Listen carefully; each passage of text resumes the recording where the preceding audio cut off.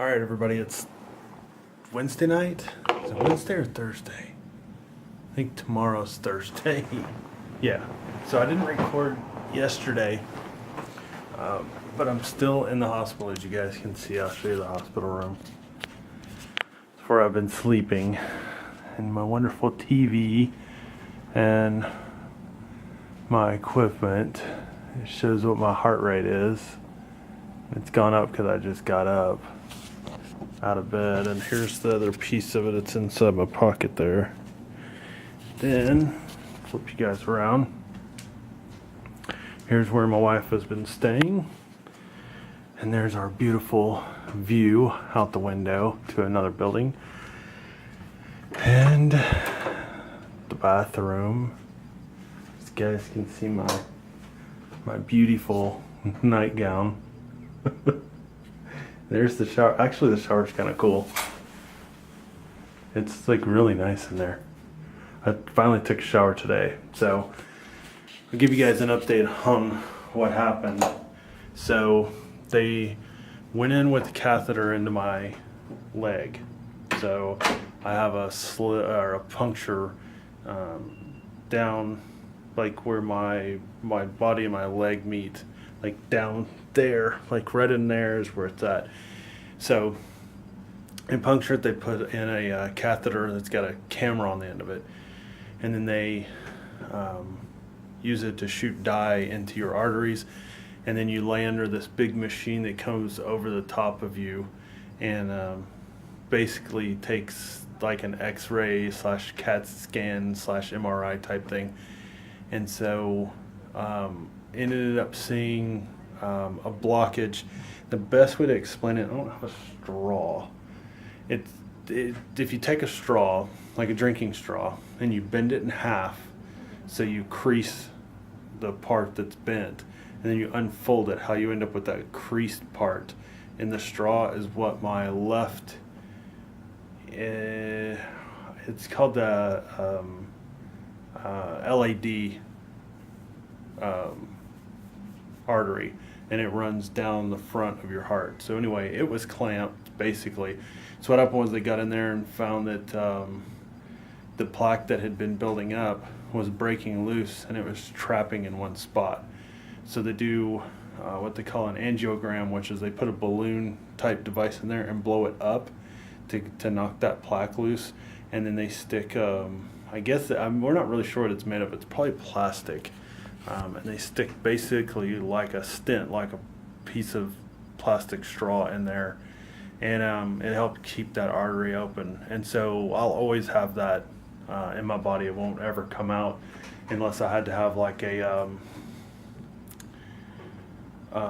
bypass or something like that. So it's definitely very serious, and the doctor being very serious with us on Monday. During our appointment, we know why. It's because this was a serious situation.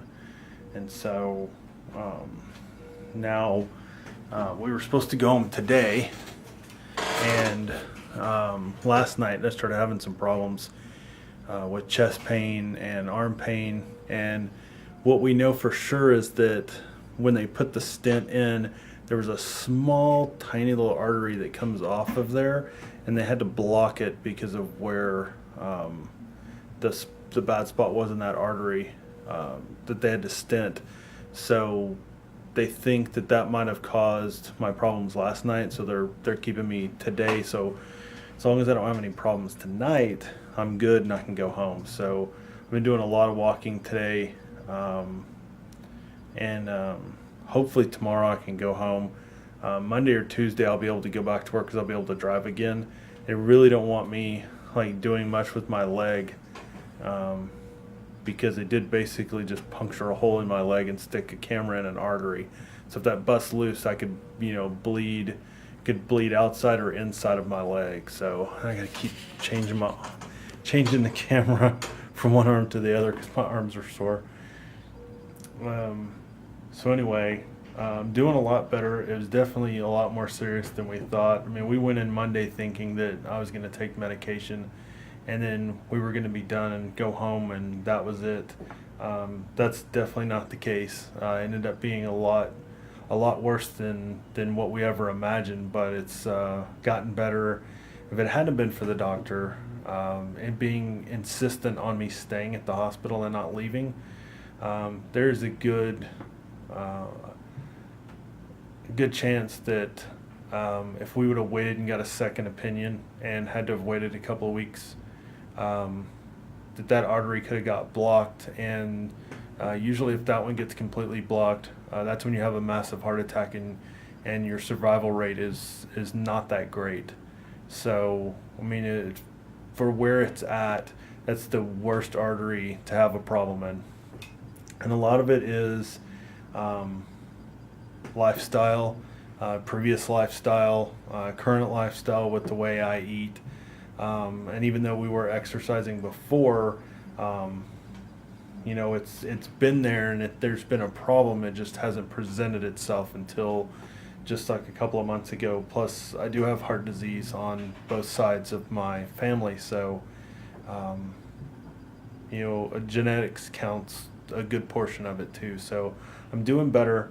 Um, I'm hopefully get to go home tomorrow and I can catch up on videos and have all these videos so you guys will actually get to see this, and know what's going on with me, and not hear about it a month later. So as soon as I get home, even if I can't get the July ones all done, I'll at least do probably the last week or so of these so you guys can at least see this one. So, and I didn't record yesterday because I just did not feel good. They did the procedure at about 7, and then I was pretty much drugged up the rest of the day up until this morning. And so I took some pain medication earlier for my headache because I've been having some headaches. And so hopefully, knock on wood, the chair's got wood on it, that tonight goes really good. I don't have any chest pains, and they do blood work, and so my enzymes were high, and that's why the doctor wanted me to stay.